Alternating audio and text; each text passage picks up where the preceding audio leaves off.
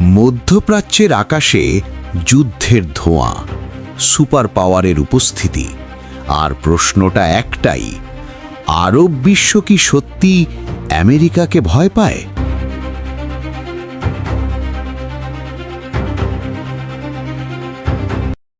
আরব বিশ্ব কি সত্যি আমেরিকাকে ভয় পায়?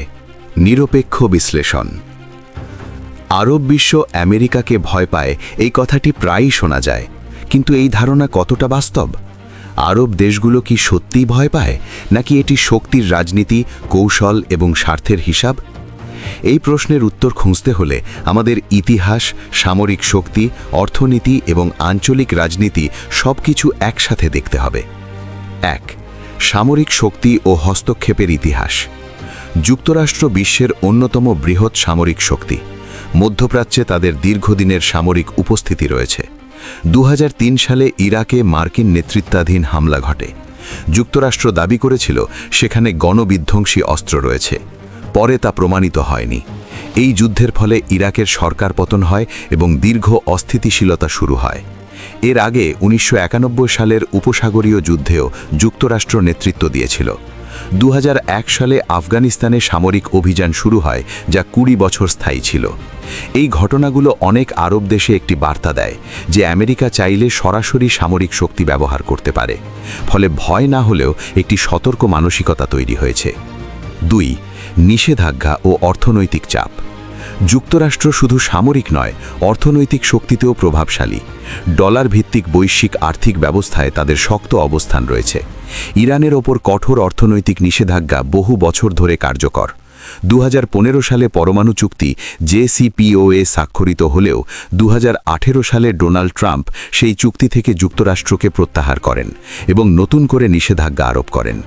এর ফলে ইরানের মুদ্রার অবমূল্যায়ন, মূল্যস্ফীতি এবং আর্থিক সংকট দেখা যায়। সিরিয়ার ওপরও বিভিন্ন ধাপে মার্কিন নিষেধাজ্ঞা রয়েছে।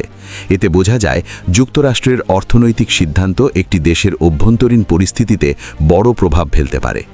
৩. Israel issue. মধ্যপ্রাচ্যের রাজনীতিতে একটি কেন্দ্রীয় বিষয় হল ইসরায়েল।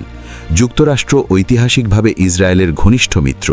সামরিক, অর্থনৈতিক ও কূটনৈতিকভাবে তারা ইসরায়েলকে সমর্থন করে। ২০১৭ সালে ডোনাল্ড ট্রাম্প জেরুজালেমকে ইসরায়েলের রাজধানী হিসাবে স্বীকৃতি দেন। এই সিদ্ধান্ত অনেক আরব দেশে বিরূপ প্রতিক্রিয়া সৃষ্টি করে। এ কারণে আরব জনগণের একটি অংশ মনে করে যুক্তরাষ্ট্র সবসময় ইসরায়েলের পক্ষ নেয়।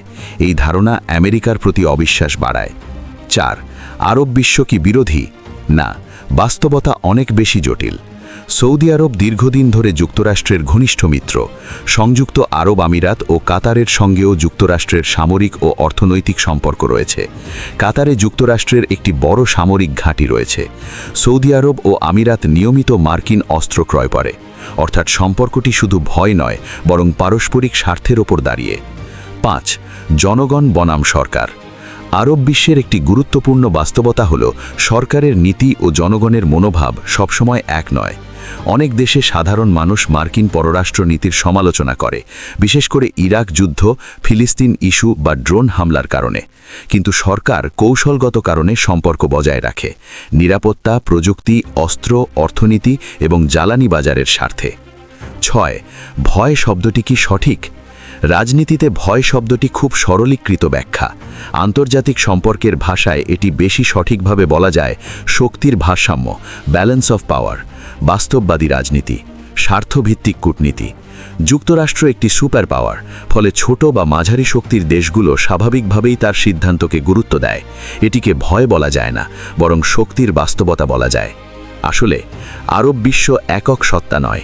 এখানে রাজতন্ত্র আছে, প্রজাতন্ত্র আছে, গণতন্ত্রের চেষ্টা আছে, আবার সংঘাতও আছে। যুক্তরাষ্ট্রের সঙ্গে সম্পর্ক কখনো উত্তেজনাপূর্ণ, কখনো ঘনিষ্ঠ।